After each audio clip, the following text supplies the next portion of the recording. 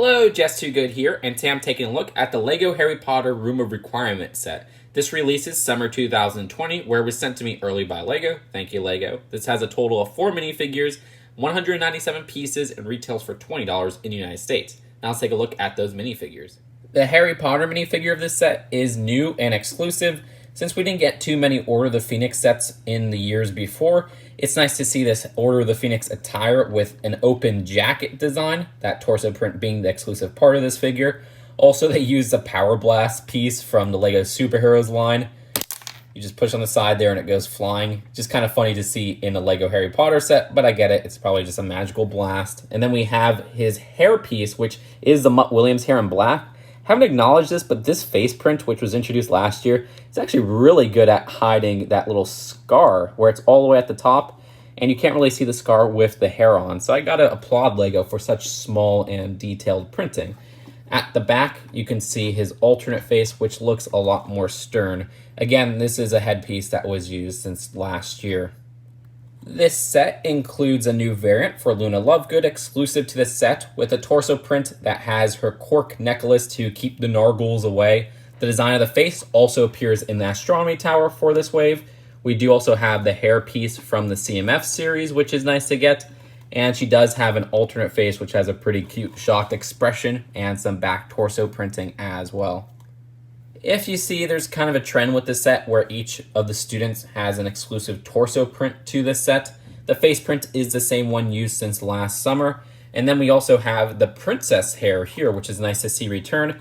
This is also the same piece used for Hermione in the astronomy tower set of this wave. Her alternate facial expression and also her back torso print can be seen. And finally, the set includes a training dummy, the design of which has an exclusive torso print and an exclusive face print, so it beats out the students of this set.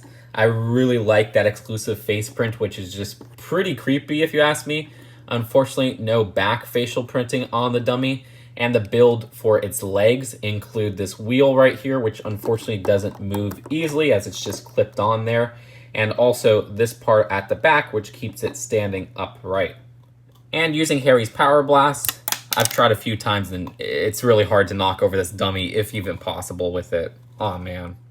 This set includes 2 completely new animals for new Patronus designs. This is Luna Lovegood's hair Patronus, the design of this having a nice translucent sparkly blue design. I didn't know that hares and rabbits were different. I know that's pretty bad, but the design of this does go across 3 separate studs on the bottom, and it does have a nice stud at the top as well. Really love that translucent sparkly blue design, and that is it for the hair piece. And we also have our first LEGO otter piece. Yeah, definitely not a platypus, guys. The design of this does have a nice translucent blue sparkly design like the other Patronuses. This is actually Hermione's Patronus, and this fits across 2 studs with its legs at the bottom. And just comparing them to the size of a LEGO minifigure, you can see how small they are, and I hope one day we get these with just generic printing. Now for the set, we have the Room of Requirement build, and also this separate board for the room. I'll do the board first because I can knock it out rather quickly. So this design does have a panel piece in the middle, and inside the panel is a sticker. The sticker is actually a really nice sticker, but it's a sticker inside a panel, so it's a pain in the butt to line up correctly because the edges there get in the way of your brick separator, your sticker sheets, whatever you use to line up stickers. The design of which does actually have, like I said, a pretty cool design where we have Cedric's photo, there's some news, and Dumbledore's army as a photo. And I do remember this as something in the movie, so it's nice to see it in LEGO form.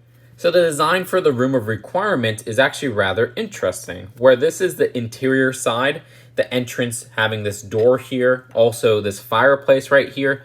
But keep in mind, this section can be rearranged. In the movie, it's actually not to the right of the entryway.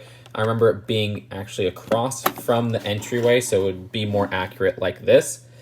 But this is actually a section for the exterior, and it just makes it easier to display with all of this together, and you have the more memorable parts of it together. But for that exterior section, what we have here is a sliding door play feature, so you could slide to reveal the door to enter the Room of Requirement.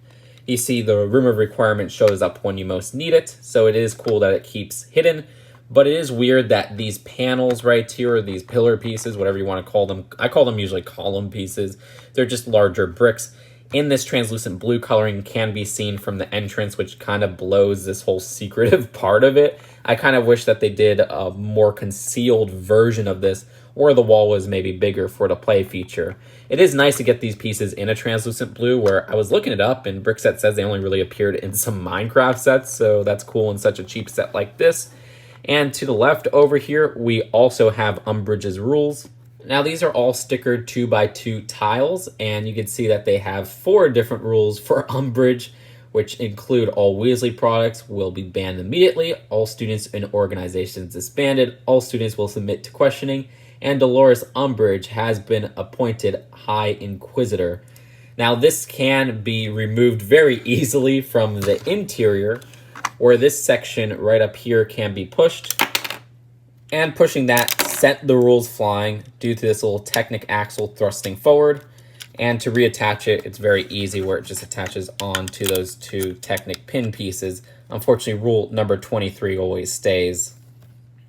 Now there's one last thing to cover, and that's this set's placement inside the current Hogwarts setup. Now I made a whole separate video about this if you want a little more in-depth look, but I have made some revelations from that video.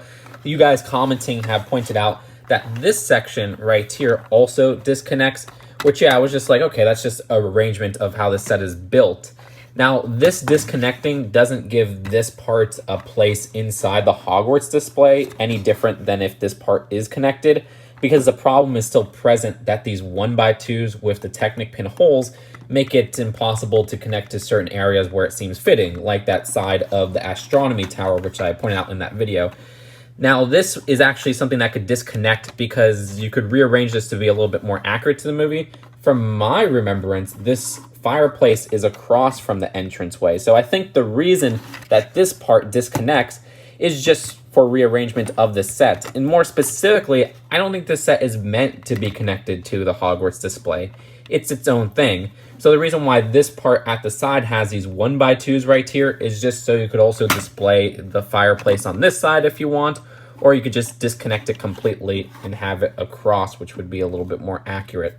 I think that's going on, and that kind of makes sense on why they use these 1x2s as a way to say, hey, this isn't supposed to be meant to be integrated inside the Hogwarts minifigure setup. But who knows what the future will bring, and maybe this set will find a place. But if you want to see me connecting this to the Hogwarts display, here we go. As for the Room of Requirements placement in the official LEGO Harry Potter Hogwarts display that they've started in 2018, there's no official placement. You see the end of the Astronomy Tower gives the official placement of the Astronomy Tower, but it doesn't give a placement at the end of the Room of Requirement. Me personally, I put it behind the Astronomy Tower connected to the greenhouse, but that's not even an official place, like I said. And that's it for the build of the Room of Requirement. Let's take a look at the packaging and then the final verdict. This set uses that originally $15, now $20 box size, which at the back does have some different shots of the set. For the instructions, there's an advertisement at the end with all of the wide release sets of this wave, still missing those retail exclusives. So overall, the design of the Room of Requirement is pretty recognizable with what they capture in such a small $20 build.